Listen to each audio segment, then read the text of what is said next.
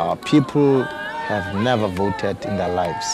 Our fathers and mothers, our grandfathers and grandmothers, our great-grandmothers and fathers have never voted. And this is seen as a liberation election, an election that is going to bring about liberation for the black people. This is the statement that they're making today by coming out in such large numbers. And that is why you see people, even the oldest people, people who can't walk, who cannot see, are coming to vote. They are tired, they are exhausted of suffering. And this is an eloquent statement to the world to say that we want peace, we want freedom, we want food, we want houses, we want work, we want to live as normal human beings.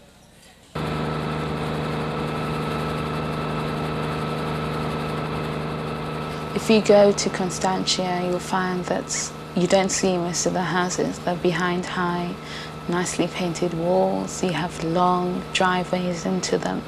Most of them have at least 6 to 10 bedrooms. It's plush, it's green, all the services, all the facilities one can imagine.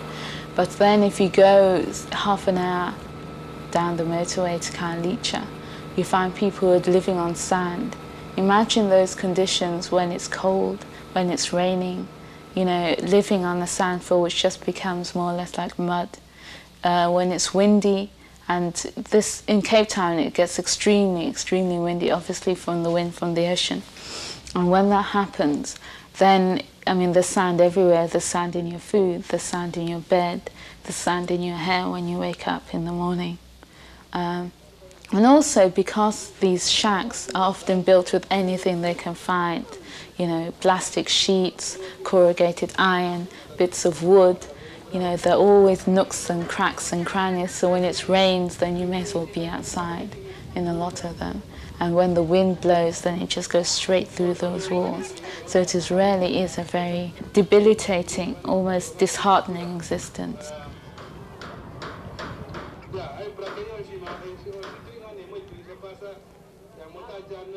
Because I was part of a social system that was privileged, the political side of things didn't bother us that much, and we didn't discuss it that much as our black counterparts in the townships did, because nothing hurt us, nothing threatened us at all. It was safe in our towns and cities, and there was nothing really that frightened us.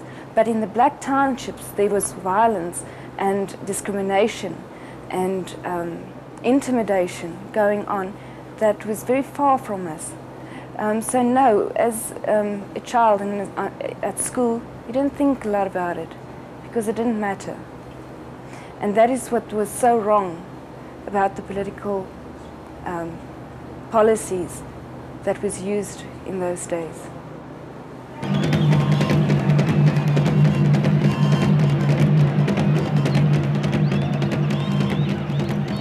God made the Afrikaner nation. He made the Zulu nation, he made the Tswanas.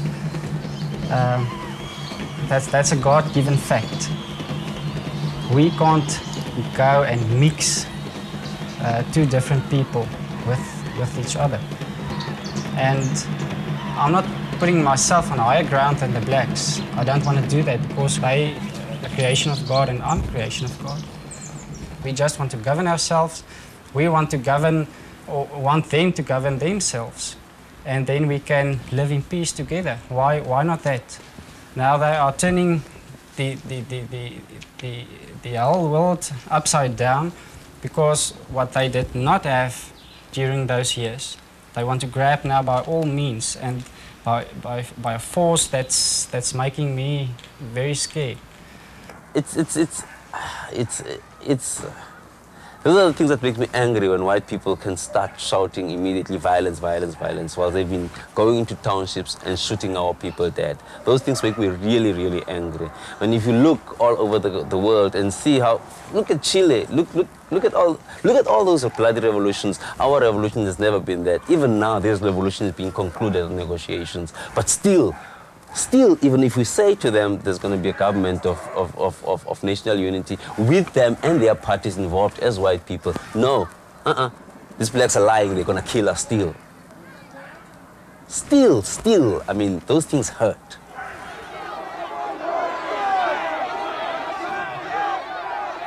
The police, they used to shoot us with tear gas on a daily basis, being right in the schoolyard.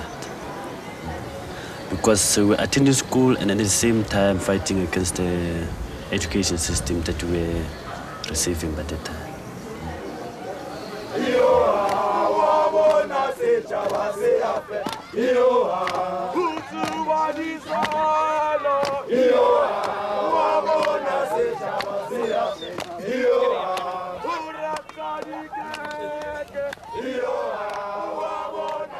Over the course of 300 years, blacks in South Africa were forced from their homes. The state put limits on their access to education and denied them opportunities for jobs. From 1948 to the present, this official state policy was known as apartheid. For actively defying apartheid, African National Congress leader Nelson Mandela was arrested in 1962. For years, his supporters continued their protests, calling for his release. Under military and economic pressure, and facing a full-scale revolution, the South African government finally released Mandela in 1990. He had lost his freedom for 27 years.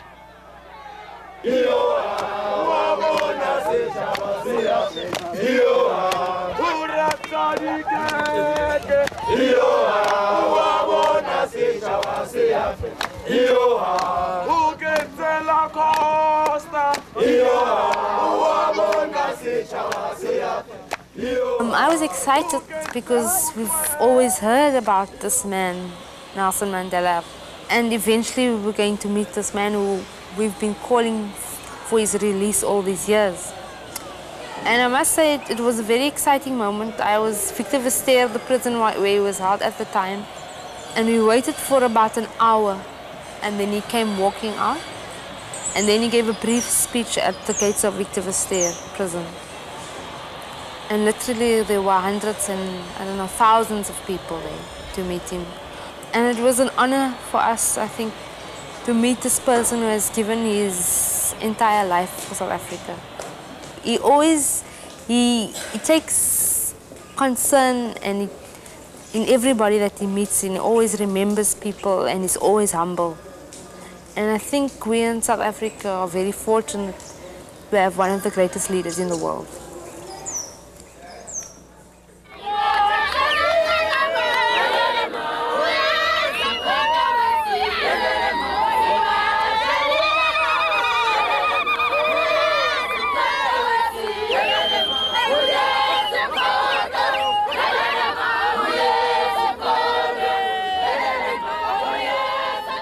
I got the message from the radio that, okay, de Klerk has unbanned the political organization and also is going to release some political leaders. Therefore, I was so happy about that. I was happy. I actually felt that there was going to be a change. A step was going to be taken. Since then, everything just rolled and got bigger, and everybody became politically very, very conscious. Still, I think we're a little behind maybe our black counterparts because they've been conscious of the political situations their whole life.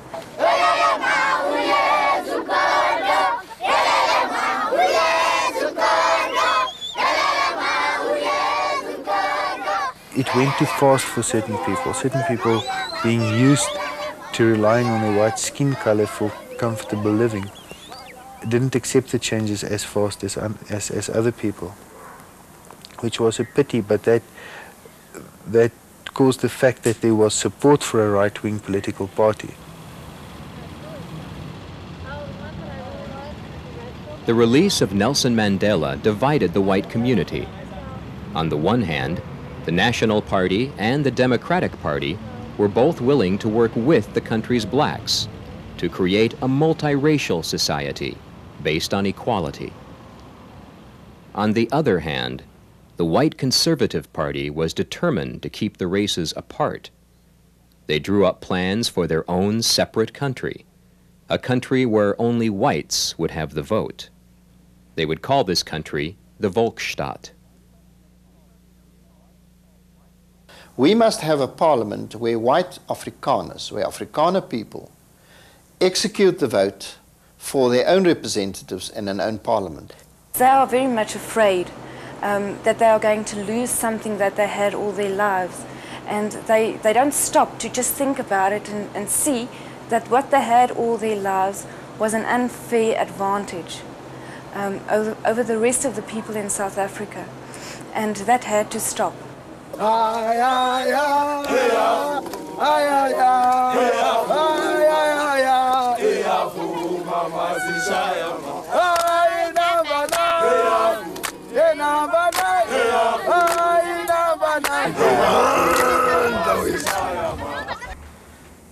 The question I can put again to the black man is, what have you done to alleviate the suffering of the hundreds and thousands of illegitimate children which you created? What have you done to restore nature which you've destroyed? What have you done to tell your chiefs also to change their attitude towards ownership of land? What have you done to enforce your children to attend school? Blacks at this stage, they call them the lost generation. They don't have education, they don't have values, they don't have norms, anything like that. Still, on the right wing, there's still a lot of these fallacies or myths that are believed to be the truth. Because they don't want to, or they're not interested in really meeting the other people to really get to know them.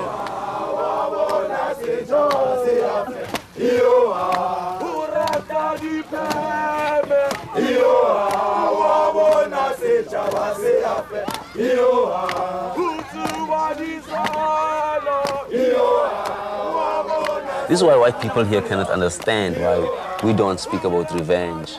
They do not understand that we had forums where we met at 12 o'clock in the night to discuss how we can assist another comrade who is in this problem, and just generally there in support for each other. I think those things sustained us a lot, and I think that those things have stopped us from being dehumanized by apartheid. As people, white people suspect us of being dehumanized and they think that we're going to kill them, but it's because they do not know us really.